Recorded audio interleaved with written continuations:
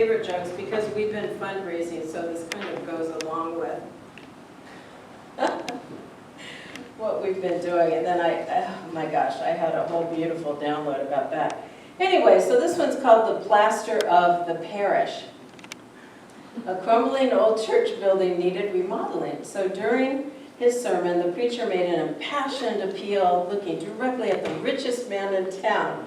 At the end of the sermon, the rich man stood up and announced, "Pastor, I will contribute $1,000. Just then, plaster fell from the ceiling and struck the rich man on the shoulder. He promptly stood up and shouted, "Pastor, I will increase my donation to $5,000. Before he could sit back down, plaster fell on him again. And again he virtually screamed, "Pastor, I'll double my last pledge." He sat down and a large chunk of plaster fell on his head. He stood up once more and hollered, "Pastor, I'll give $20,000. This prompted a deacon to shout, "Hit him again, Lord, hit him again."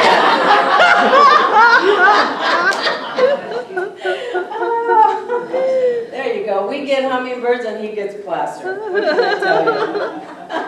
I'll take the hummingbird. I'll take the hummingbird, me too, not plaster. So thank goodness our building's in great shape. Some people do get plastered, yes. Yeah, they do, they do. So we are talking today about the discomfort of change, and I realize you're gonna laugh, but some of you think, oh, I have to get a job, or I have to do something about my health, this or that. How about a little tiny change? How about something like Art says, hey, I could get a free iPhone if I upgrade on mine, and I'm like, oh, but then I have to get rid of my old one. You know, and it's things like that, because then we have to step in the discomfort of something as simple as getting a new phone and how to work it, or something as uncomfortable as getting a computer and, oh dear, I don't know how to work it. We've all been there, yes? And so it's really about, you know, having that change is always going to happen all the time, all right? And I was leaving that open for a reason, Denise, but we could keep the hummingbird in there. Because, okay, so I want to share probably a bigger thing that occurred for me. I don't know if it affected everybody else in here, but one of the things is that we are embracing this community as coming together and everyone stepping in and helping, okay?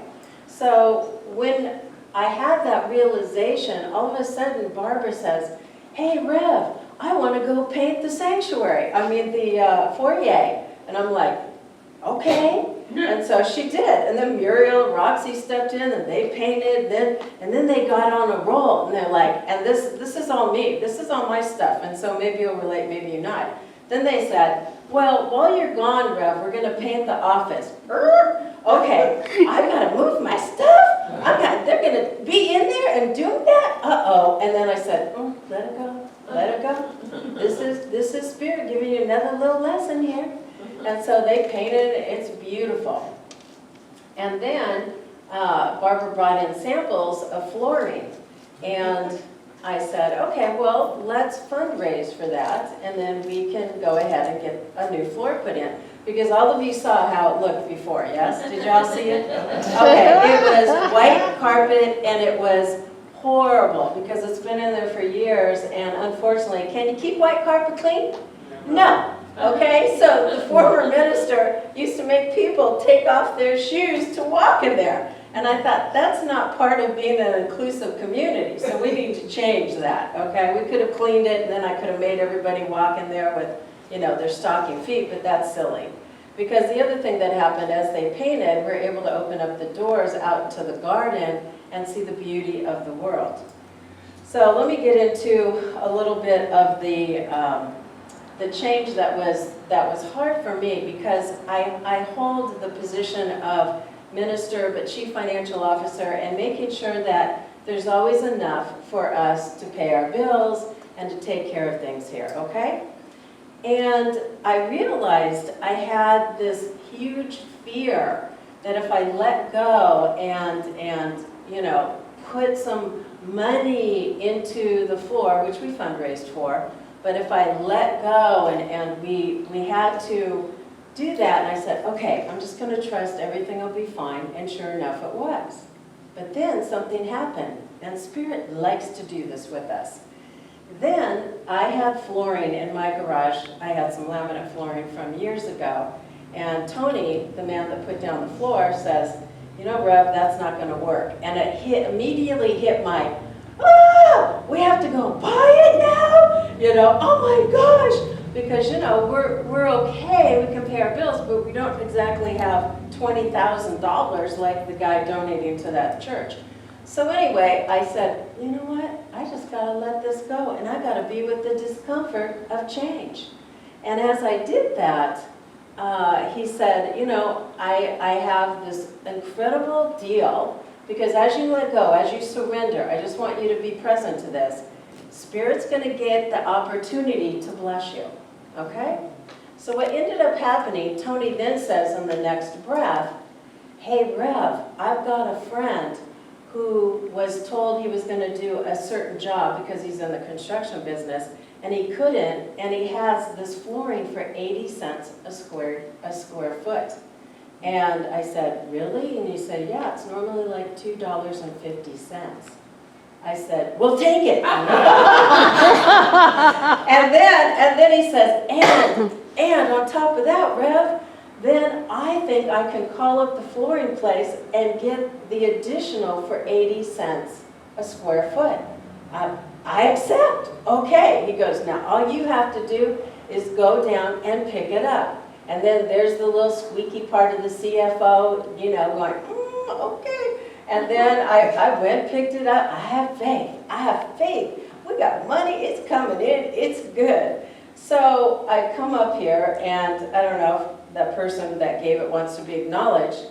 So I come up and I drop the flooring off, and then a person walks in the office and says, I'll contribute toward the flooring. I'll contribute for the floor. And I'm like, oh, this is so fantastic, because as we let go, okay, I'm using this as an example. I'm supposed to know all this and be all the, you know, Karnak with the turban. I'm not, okay? I'm a human being having a human experience. Because what happens is that Spirit's like, oh, we got to get Reverend Maryum. We got to get her to let go and trust us a little bit more and have a little bit more faith. And dang, that floor did that. Amen, hallelujah, okay? So it is beautiful. And if you look over, just take a look over at it, it is fantastic. Now here's what happened. So Barbara says, I don't like that laminate. And so Barbara got her wish because she got what she originally wanted to put in there. So it's really kind of cool, because as we hold an intention, as we have those things come into our life, then we're able to let go and we're able to have what we desire.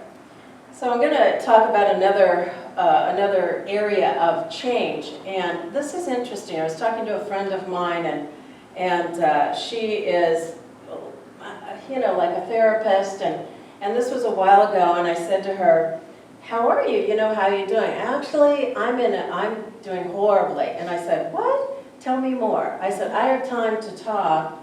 You give to everybody else all the time, so I have time. Please share. Tell me what's going on. And what happened was that she has been giving so much and so much to caregiving other people with health problems, people with things, and you know, it doesn't matter whether you have a family, you have a husband, you know, kids, neighbors. She was giving so much, and then also leading something in the neighborhood that needed to be done, and she was the leader for that, to create something that was going to cause a horrible change that they did not want it to occur for them. And finally, she finally goes, and I'm so angry, I'm ready to just tell my husband to get out and stay out. And I'm like, okay, we need to find out what the deal is here, because we need to embrace a little change, my darling. What I'm hearing is that as in our society, we're told to suck it up and don't, you know, embrace your feelings and don't talk about anything. And here this person is a therapist, and they obviously hear people's stuff all the time, but what is it about the shoemaker? They don't make themselves new shoes. So she needed to look at that and be able to get present to her grief, because not only was she taking care of all these multiple amounts of people in her life over the years, she also had many friends and family die. So I said to her, and that's a major change, but a lot of the other things that kind of, added to the snowball were going on. And what happened with her, I finally said, oh my gosh, you're in a deep, deep, profound sense of grief. Oh, and right, therapist, oh. I said, have you cried? Have you screamed? Have you journaled? Have you done anything like that? I said, because if you don't embrace the change, if you don't embrace what's going on, maybe it's a relationship, maybe it's a change in your job, maybe it's a change in the family, maybe a friend does die, but it may be something simple as painting the office and putting a new floor. Do you get what I'm saying? Because it's all change. And so for her, I encouraged her to be aware of what was going on and to encourage her, in order to have a closer walk to God, is to stop, decommit, stop it, and journal and get present. One of my favorite books is the Grief Recovery Handbook. If any of you have not embraced the change of loss, I encourage you to pick up that book and do it, because it gives you a timeline of what has happened over your lifetime and what needs to be grieved and what needs to be done. Because we may have lost a house, we may have lost a partner, a dog, a pet, we may have lost, I don't know, our favorite dress. It doesn't matter. It could be that small and that simple, because we have to embrace it and be present to it and feel our feelings. Part of the discomfort of change is that in our society, we're told not to feel feelings, right? Yes. And we're told not to embrace that. Yes. But as we embrace the discomfort, as we allow that to happen for us, it shifts us. It's what Douglas was reading from Joel S. Goldsmith.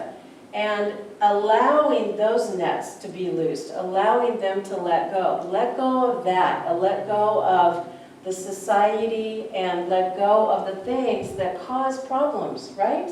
Because what's outside of us isn't what matters.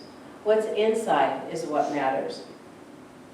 So when we feel something unfamiliar, defenses come up, don't they?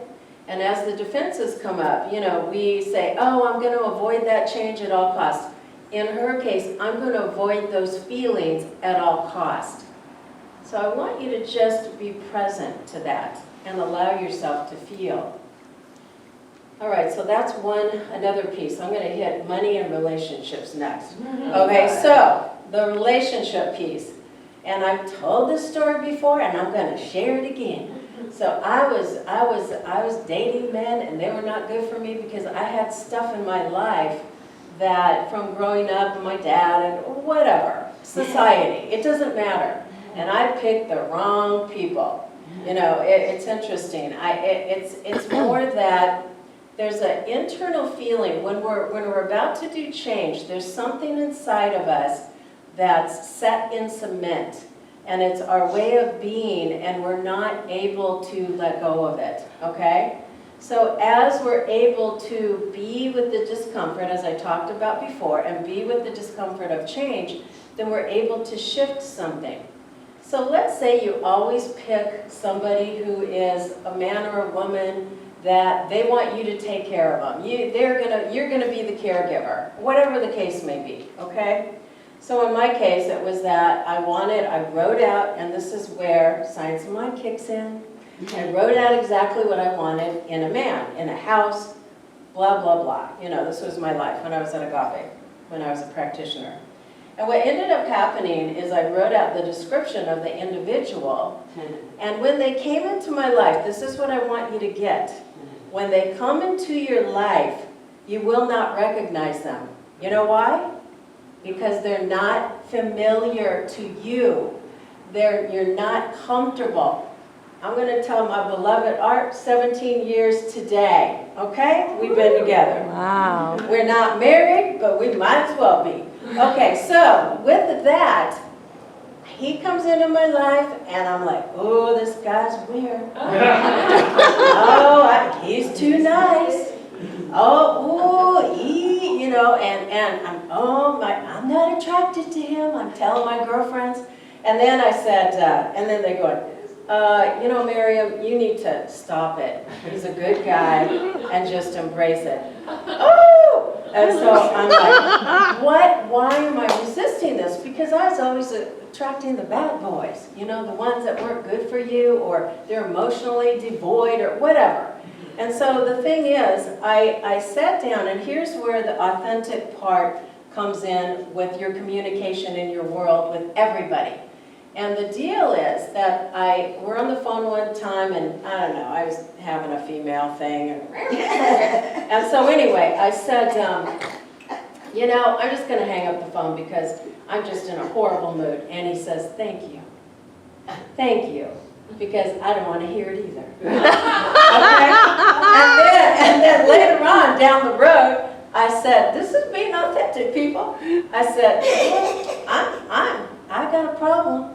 I have a history of 20, 30 years of being with the wrong people, and you just don't fit the mold. But you do fit the mold. Do you get what I'm saying? Yes.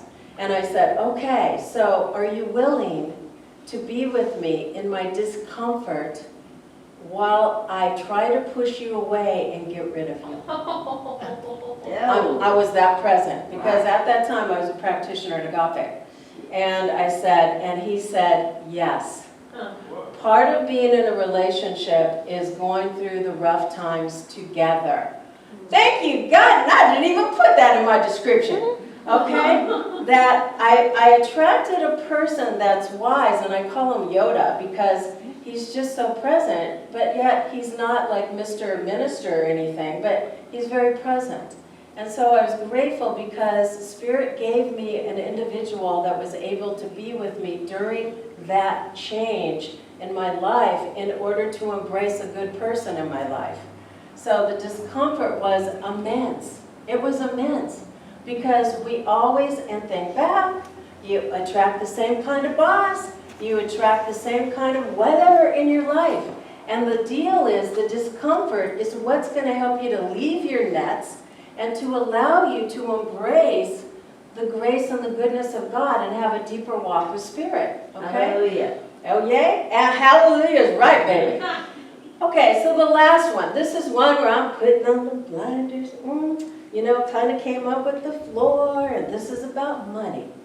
So I pulled out Judith Orloff's book because I found 30 of them, and I'm like, oh, Lord have mercy, girlfriend. Okay, so anyway, what she says, what fuels our illusions about money is that on a deeper, often unconscious level, money functions as a narcotic to numb fears of not being enough or not feeling or of feeling impotent when you realize that you can't control everything.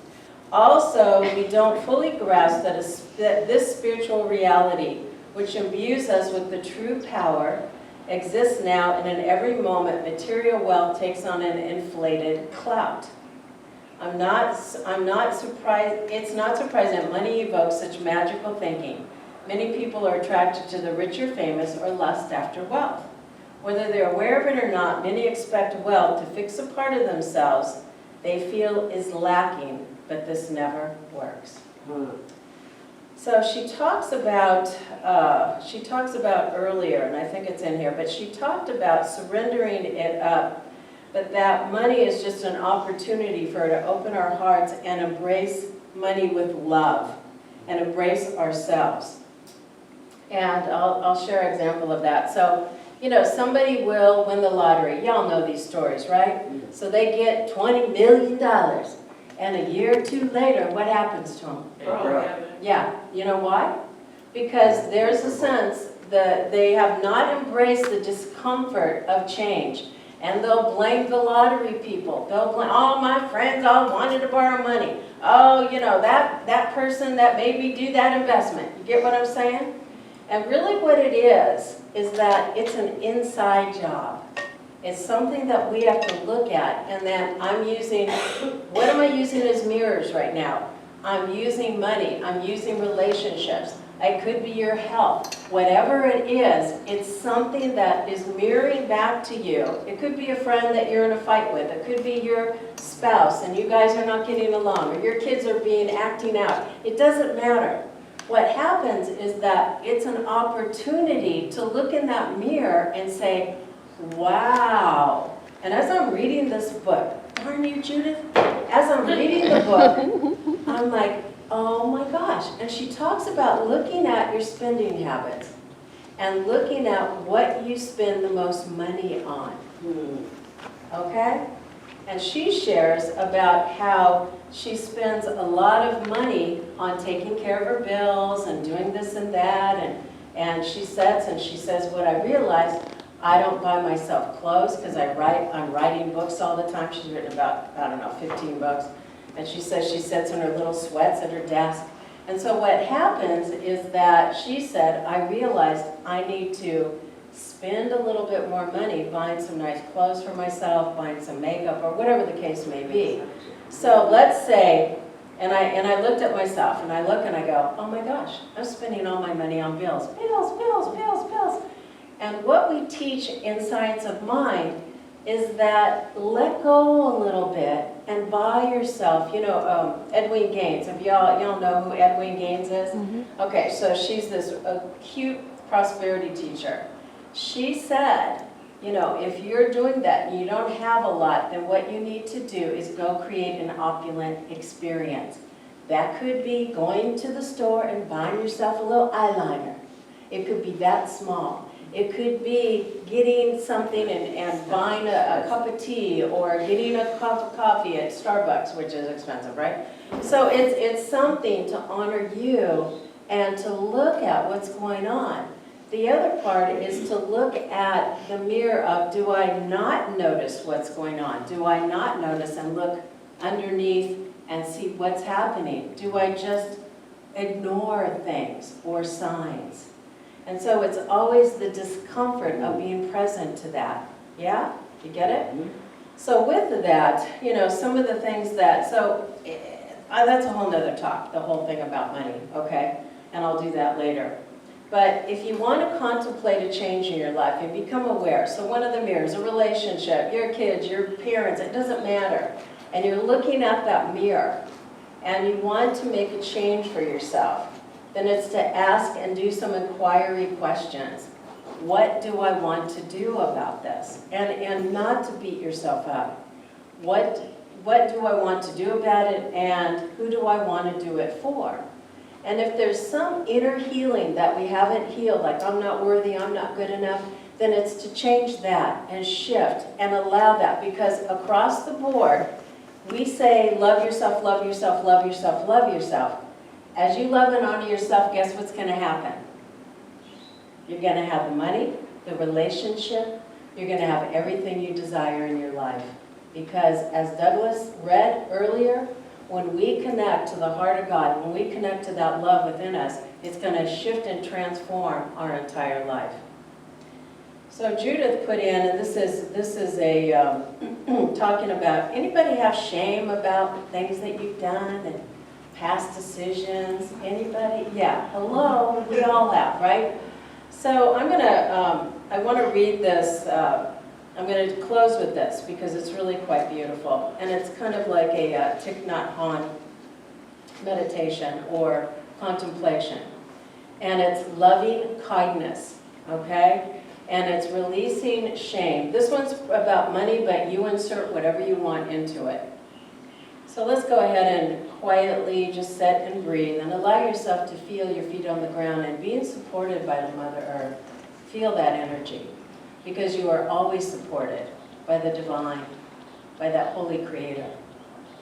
So as you close your eyes, take a few slow, deep breaths. Get present, let go of stress, like Barbara did for me today.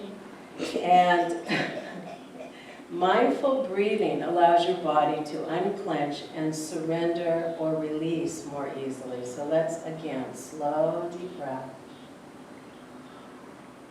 And relax and release. Get present. You can feel the energy as you're grounded in your body, yes?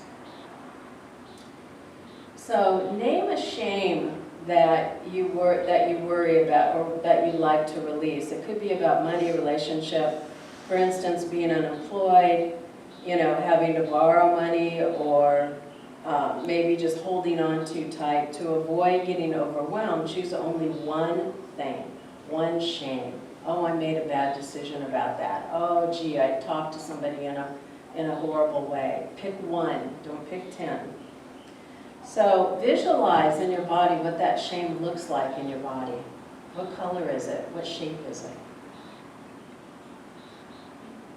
Now as you visualize that shame, it's now lifting out of your body. And just for today, as Byron Katie would say, just for today, imagine a life without this shame. Imagine feeling comfortable in your own skin, able to accept things just as they are without worry. Allow that comfort in.